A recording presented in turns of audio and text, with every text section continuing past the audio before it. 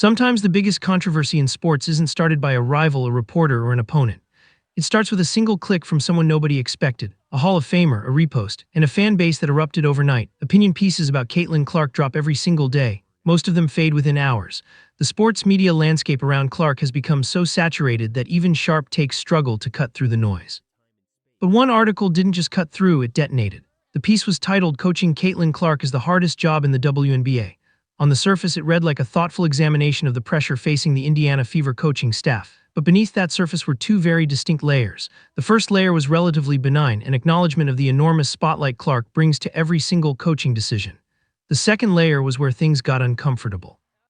The language in that piece appeared to shift blame for certain team struggles directly onto Clark herself, referencing defensive lapses and framing her presence as a source of unique challenges for the organization.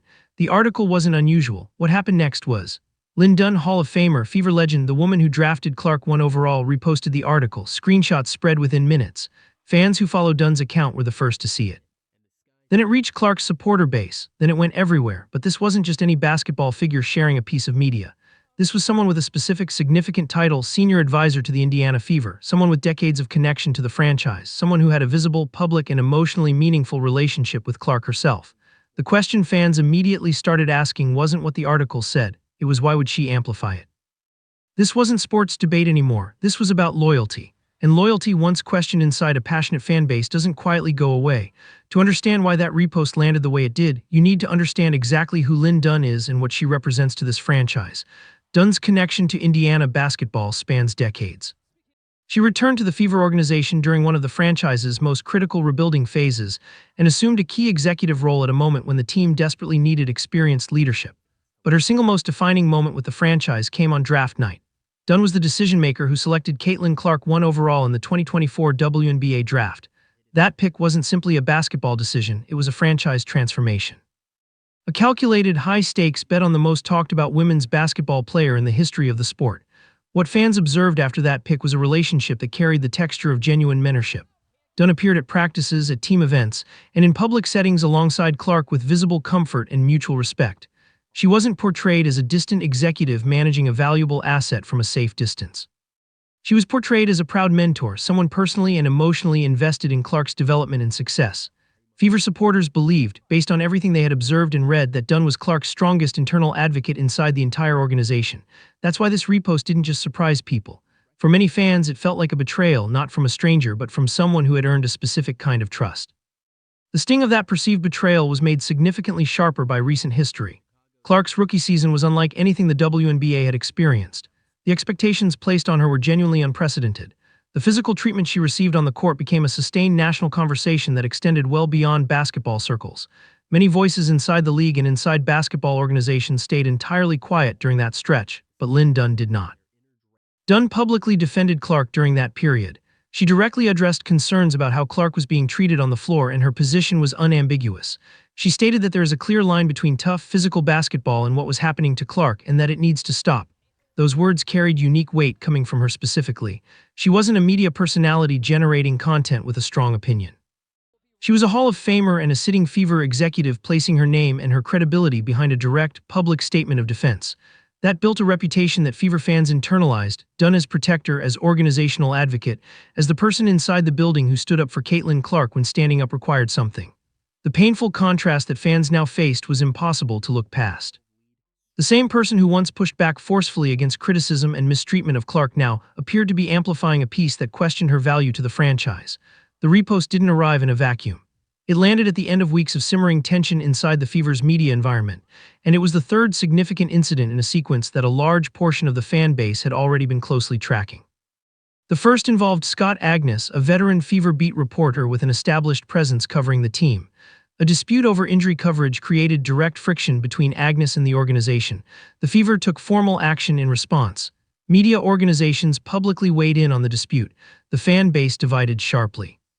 The episode added a concrete layer of distrust around how the franchise manages its public narrative, controls information, and responds when coverage doesn't align with its preferred messaging.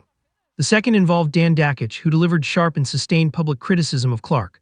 Unconfirmed suggestions circulated across fan communities that his specific framing and opinions may have been shaped by sources with organizational ties.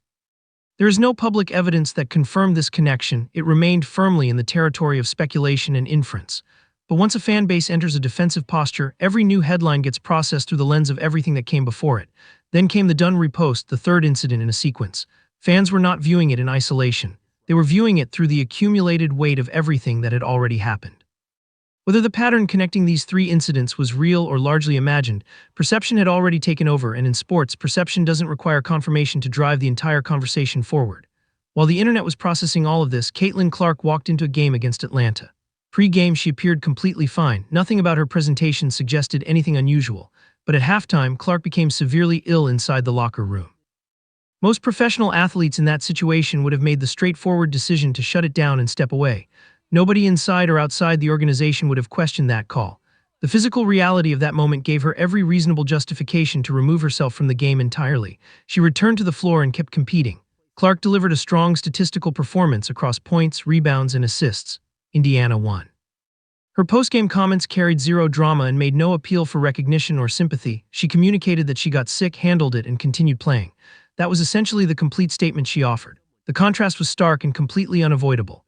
While the internet was actively debating whether Clark represented a burden or a challenge for her franchise, she was physically ill on the floor, competing and helping her team secure a victory. The gap between the narrative being constructed online and the reality unfolding on the court could not have been wider. That performance did not calm the fan base. It made supporters more frustrated, not with Clark, but with the organizational environment surrounding her.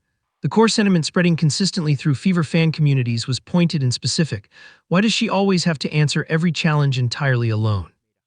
What fans were asking for wasn't a dramatic organizational press conference or a sweeping public statement.